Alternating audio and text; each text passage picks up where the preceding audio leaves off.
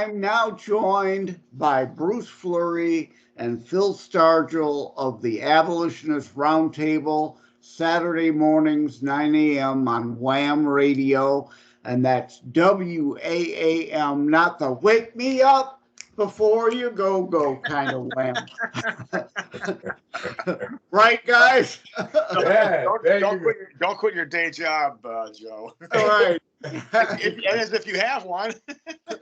Right. You guys know I don't. So yeah. This is all I got now.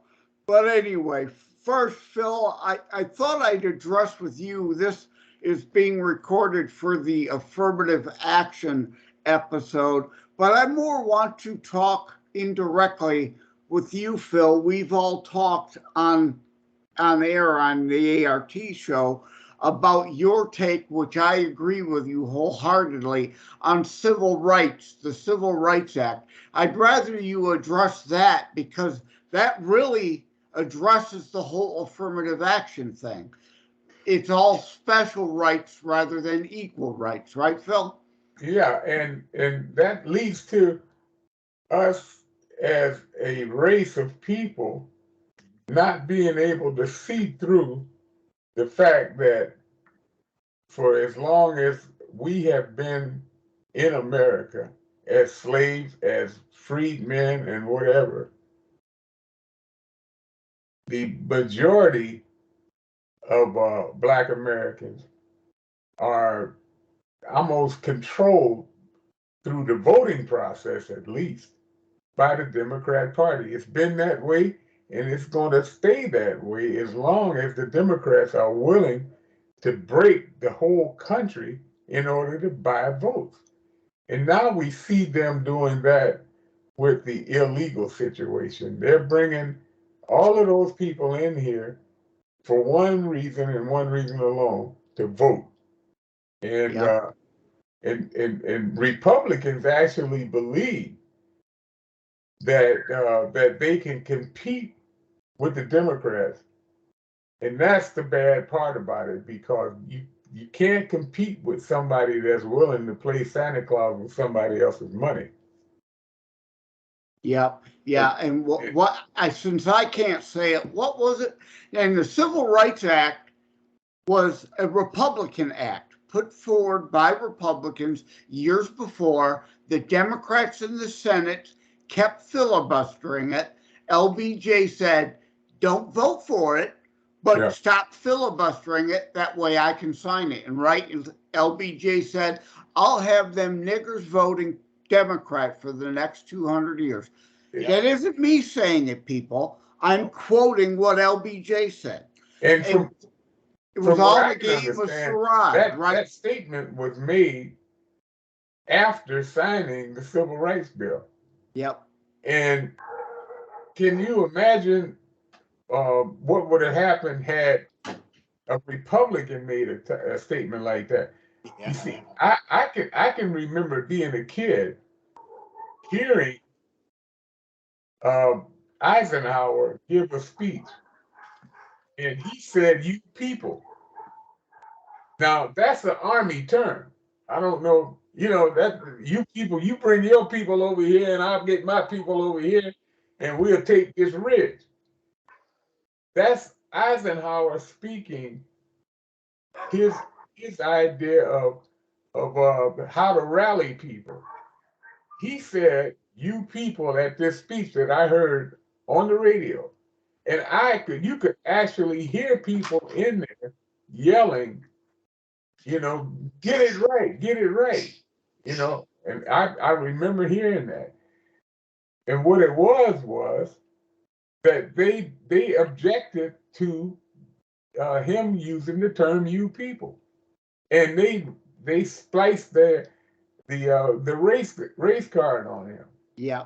And he was never, ever able to outlive that particular moment.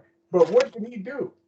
He integrated the schools in Arkansas, which, if you remember, was one of the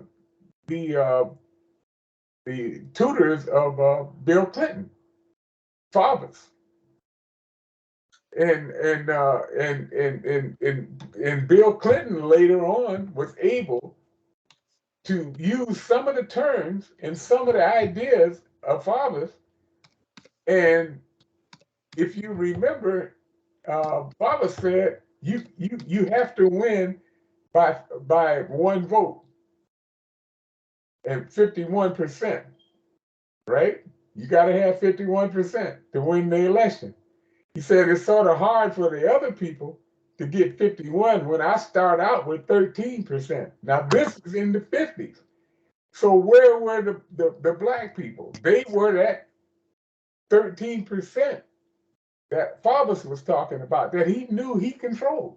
And it was and supposedly Arkansas was one of the most racist states in the country. Yeah. So this is the kind of, when I say control, the Democrats have controlled the black vote for ever since we got the vote after slavery. They've controlled. Well, I have to push back on that. I mean, if you see the movie with Matthew McConaughey, The Free State of Jones, that's a great film.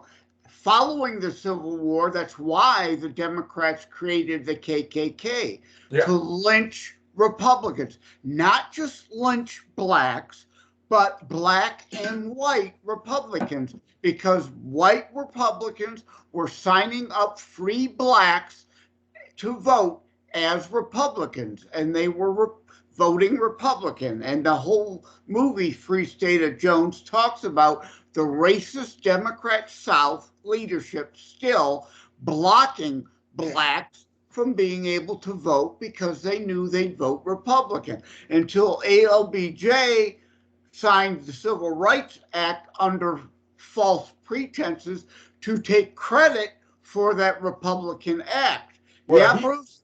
Well, you know, Bruce Floyd here.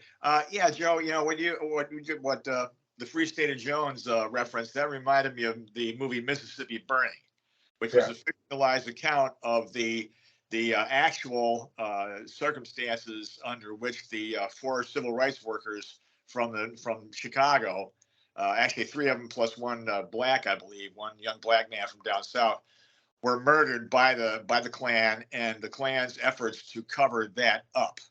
And there was one scene in there, you might recall, between one of the FBI agents and one of the Klansmen, says as far as he was concerned, there was all these black Mississippi residents that had the right to vote, but they weren't going to. And he goes, and the FBI agent goes, well, nobody dared. And he goes, well,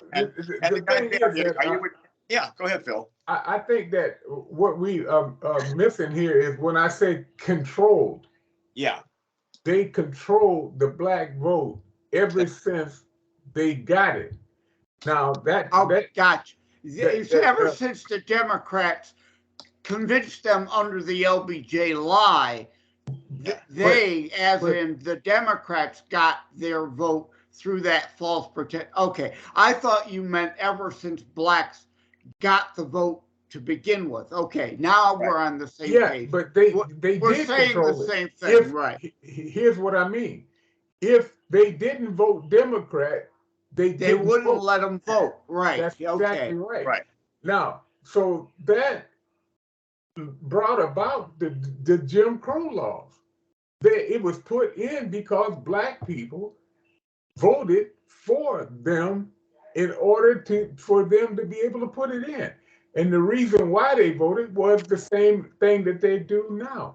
They tell you that they're going to, give you this and give you that. Well, in that case, they told black people that these laws will be separate but equal. We'll give you the money and you do with it what you want, but just stay over here or stay over there. Well, when they voted for it, guess what? That wasn't happening. They didn't give them equal money. They didn't give them any money. Yeah. And the left likes to talk about the first black this, the first black that. Well, the first black congressman, U.S. House of Representatives, was a black Republican. The first U.S. senator that was black, a black Republican. The first SCOTUS justice, a Hispanic, was nominated as a Republican, but they block all that. So the first 20 black congressional members were all Republican, but Democrats today like to pretend all that history didn't happen. But and what that did happen with these first blacks were done by Democrats. That was the same thing that was said running up to Obama being elected president. The question was asked many, many times. Who do you think will there ever be a black president? And people that they were asking, the media was asking that question. And what they come up with was, yeah, but it'll be a Democrat. Mm-hmm. And everybody thought it. But the thing is that after slavery and during Reconstruction, the first black senator his place was taken by guess who? Pitchfork Ben Tillman. Ben Tillman. It was quite a piece of work, as the audience will find if they simply look up Ben Tillman. That's Tillman with 2 L's. This was a man, Joe, who took full advantage of the black codes down south. And Phil, you know all about that. Absolutely. Yeah. And also, he had his own version of the Klan, which was called the Red Shirts. Yeah.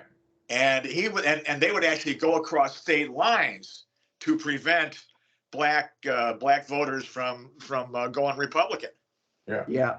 Well, Bruce, I want to address one last thing, and then I'll go. We're running longer than I was anticipating, even. Okay. But the whole affirmative action thing is not, although the left, the Democrats, KKK rats, correct, make it about race. Yeah. It's really about class, right?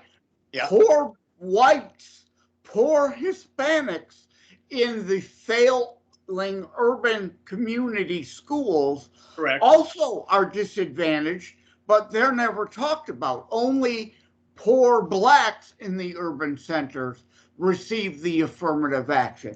This is not about race, it's about class, but the left can't win that argument. So the media, the liberal-controlled media, constantly talks about it as a race thing, right, Bruce? Well, yeah, and it's a good thing. I'm glad you brought that up, because there was an article in the Detroit News yesterday, and you might want to look that up, where wretched Whitmer's administration is showering money on certain education dollars on certain black districts, okay, in the state of Michigan, predominantly black districts. Okay, now wait a second. I thought this was public education was for everybody, right? Well, it's not public education, first of all, because the government has completely screwed that up. They took a concept which lifted millions of Americans up educationally, because they focused on teaching what you need to know to get along in this world instead of all the stuff we're seeing now. But the teacher unions, the AFT, the NEA. I mean, my Lord, listen to some of the things that come out of these people's mouths. And guess what, guys? The NEA president is a woman, and the AFT president is a female. And these are two of the most radical people you'll ever fear coming down the pike. My advice, folks, if you've got kids in a failing public school, get them the heck out. Yeah. Because the situation in Baltimore Maryland alone, Joe, you know the situation there. There's not even a single student that can read a grade level. Yeah. That's atrocious. And how much money are we spending per student in the state of Maryland or the state of Michigan or California, for crying out loud? Yeah. These kids aren't learning anything. And what you said about wretched Whitler is that's all money laundering. Yep. Funneling it. That money isn't going into those classrooms to help those kids. None of that money will get tutors for those kids, like Tudor Dixon, Tutor with a T and Tudor with a D, who ran for governor last, was talking about making money available for tutors so that these kids could be brought up to speed and actually read and write and do math at grade level. But wretched Whitler is funding money to the teachers, which then is laundered back to the FASCICRATS party. That's what's going on here. The money isn't getting to the kids, which is why people, you've got to become Republican. You've got to vote Republican so we can get you vouchers. It's your damn tax money. The money should follow the child, not the district. Right? And that is the solution here. And so you have your own money to spend to a charter or a private school or whatever, because competition and loss of that money is the only thing the left understands. If they start losing all that money, then they'll change. Until then, they're never going to change anything. Go ahead, Bruce. And one last thing here, Joe, because I know you're going to need to wrap this up soon. Quite simply, when a candidate for office comes in front of you and goes through their whole spiel about how they deserve your vote, what they're going to change, now ask them one question. As far as education goes, what do you think of school choice? Do you support it or don't you? And if they don't support it, that should tell you everything you need to know about this person. Yeah. Exactly. All right, Phil, any closing thoughts, and then we'll end the call. Any thoughts? To look at the teachers is the correct thing to do, because they are responsible for the makeup of the Senate and the Congress right now, because of the idea that Hollywood and the media got behind the idea that a woman's right took over with the rights of the unborn, and her rights were more important than the child itself, and that's what we've got today. And so now everything has changed, and the power structure of the country has gone because of that one issue, the abortion issue. And we have to understand that we gotta go around that and win on other things, because this is a losing issue for the Republicans, and they have abandoned it, in my estimation, at the top of the political houses around. They don't want anything to do with trying to offset or change this. So, I think they've abandoned it. Yep. In the purple and the blue states anyway. Exactly. Yeah. I mean, we're still getting some good stuff in some of the more red states, but you're right. It seems like the Republican Party has, in a lot of places, indeed written that off and don't want to talk about it as part of this whole moral issue. And it also goes back to LBJ's The Great FDR, and then LBJ, especially the Great Society and the loss of fathers in the family. And that's part of that control, again, buying votes. Welfare, which is unconstitutional.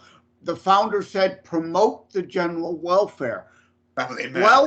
Individual welfare checks is a violation of that concept. It's a violation of equal protections. But anyway, those are other rabbit holes to go down at another time. Thank you both for joining me. Have a good one. Take care. God bless. Thank you, Thanks Joe. for having us, Joe. We'll talk to you next week. Sure. Bye now.